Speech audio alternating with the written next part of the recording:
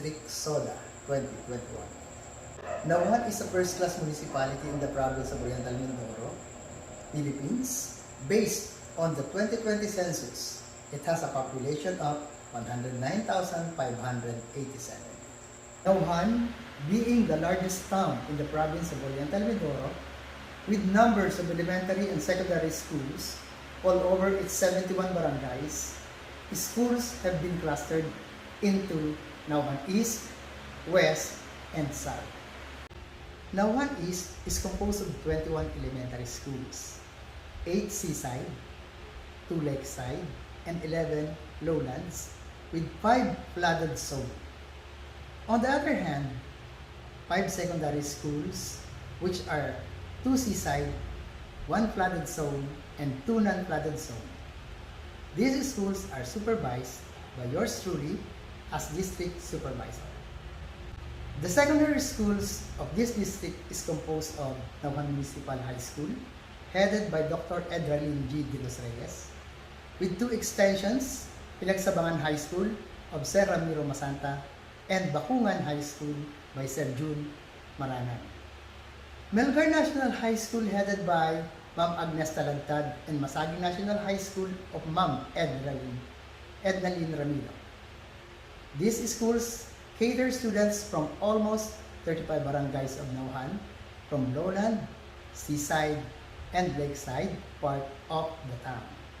There are 20 elementary school heads, namely Dr. Lita Moreno, Dr. Carol Machimura, Euphrasia C. Pabella, Resilda A. Sarabia, Maria Elizabeth G. Sinang, Lorilyn C. Mendoza, Romar T. Magsino, Harold M. Hernandez, Helen F. Pido, Dr. Ricky Pancubit, Lainey Vigilia, Linalyn Papasi, Rosani Valiente, Concepcion Sidugin, Diana Herrera, Rolando Llamoso, Joseph Sena, Leticia Manasigan, Jency Morales, and Jonas M. Temo.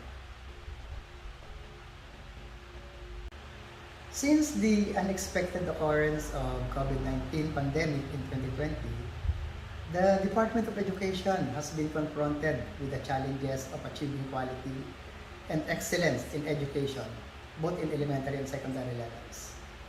Nauhan East, being one of the pillar school in district and advocates of education in the municipality of Nauhan, had continued to serve hundreds of hopeful young learners with the enrollment data presented.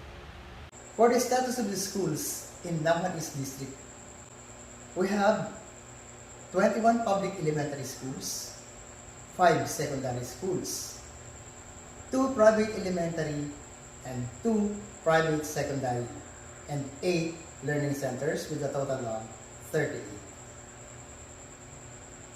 In the enrollment of public elementary, for kinder, we have 539, grade 1, 504, grade 2, 544, grade 3, 618, grade 4, 520, grade 5, 555, and for grade 6, 534, and for the SPED, 29, with a total enrollment of 3,840.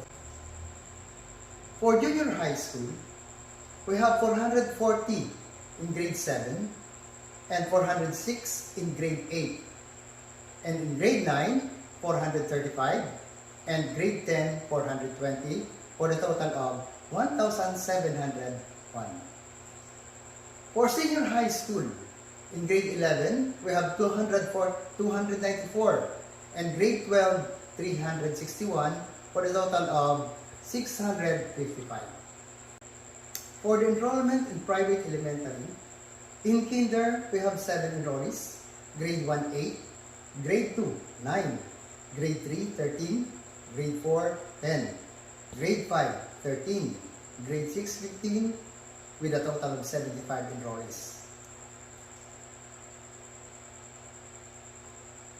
For the secondary private schools, we have in grade 7, 206, grade 8, 204, grade 9, 233, grade 10, 229, Grade 11, 174, and grade 12, 168 with a total of 1,214.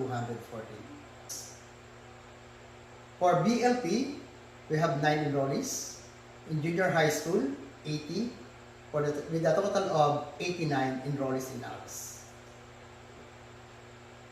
For the grand total enrollment, in public elementary, we have 3,843, public junior high school, 1,701, public senior high school, 655, private elementary, 75, private secondary, 1,214, and for ALS, 89, with a total enrollees of 7,577.